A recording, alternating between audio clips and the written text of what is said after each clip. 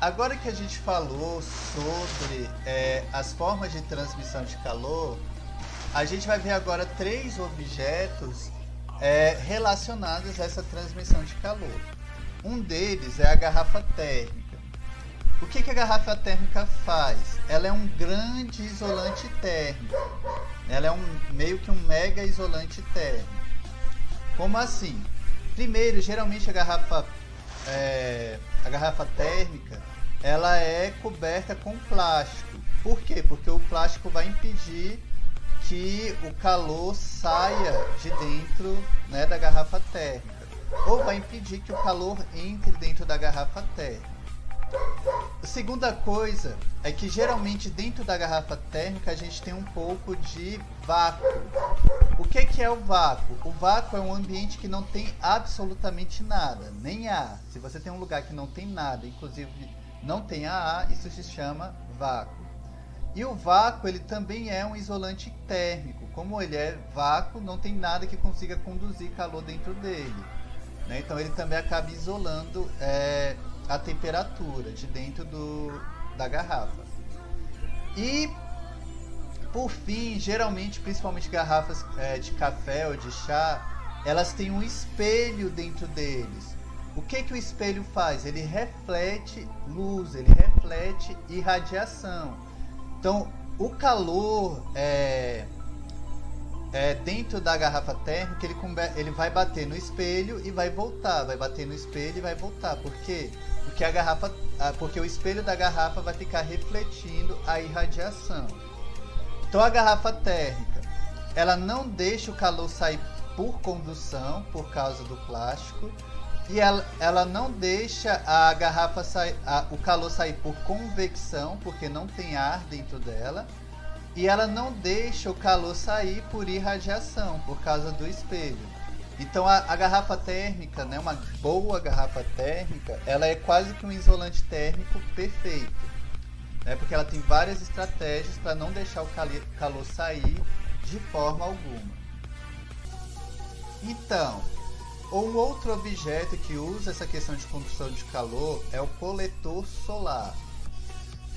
O coletor solar hoje em dia ele é usado para duas formas, ou para produzir energia elétrica, ou para aquecer a água do chuveiro ou aquecer piscinas, né? Como é que o coletor solar faz? O coletor solar, primeiro, ele vai absorver a irradiação do sol, né? Por isso que ele é feito de vidro. Essa parte de cima dele é feita de vidro. O que o vidro faz? Ele deixa o raio solar entrar, mas ele impede que o raio de sol saia. Então, por isso que a parte de fora é feito de vidro. Depois que esse raio de sol ele entra, embaixo dele vai ter um metal que ele é bem escuro. Por que esse metal é escuro? Porque geralmente cores escuras elas absorvem calor e absorvem mais irradiação. Então toda a irradiação do sol que entra dentro desse coletor, ela é absorvida por esse metal escuro, já que o metal é um bom condutor de calor. E aí esse metal ele vai conduzir o calor, né, até um tubo, que também é um bom condutor de calor, e esse tubo é onde geralmente passa a água. Então, à medida que a água vai passando por esse tubo, ela vai sendo aquecida, e aí ela é armazenada. E aí quando você liga o chuveiro, você acaba recebendo água quente. E aí geralmente, esses lugares que tem coletor solar, elas acabam evitando gastar tanta energia. Já lugares que produzem energia elétrica com esse coletor solar, o que ele faz? Ele pega essa energia do sol, né, que foi absorvida pelo metal, e transforma em eletricidade. Lembrando que a energia está sempre transformando, né, como a gente falou na aula de energia. Então, nesse caso, o que ele vai fazer? Ele vai pegar simplesmente a energia do sol e transformar em energia elétrica. Então, para acabar, a gente vai ver como é que funciona a geladeira, né?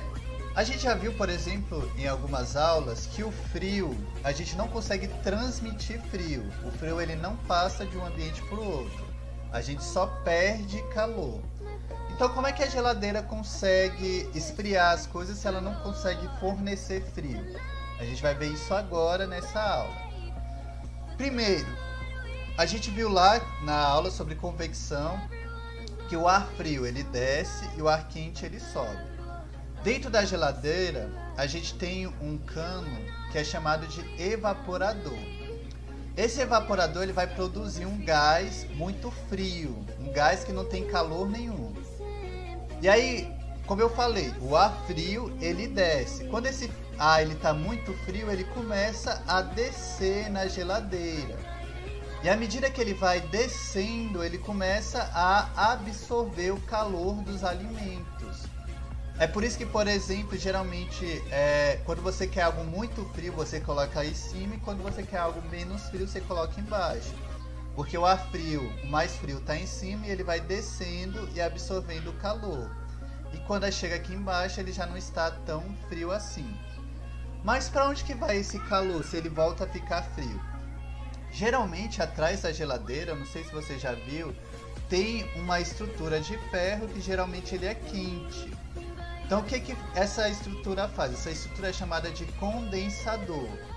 O condensador ele é responsável por tirar o calor de dentro da geladeira.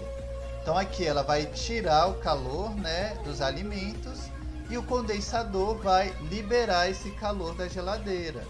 Né? Por isso que geralmente ele é quente, para liberar esse calor. Depois disso, depois que esse líquido quente ele libera o calor, ele volta a virar um ar frio e aí ele volta a esfriar os alimentos absorvendo o calor. Depois esse calor é liberado e vai fazendo isso o tempo todo.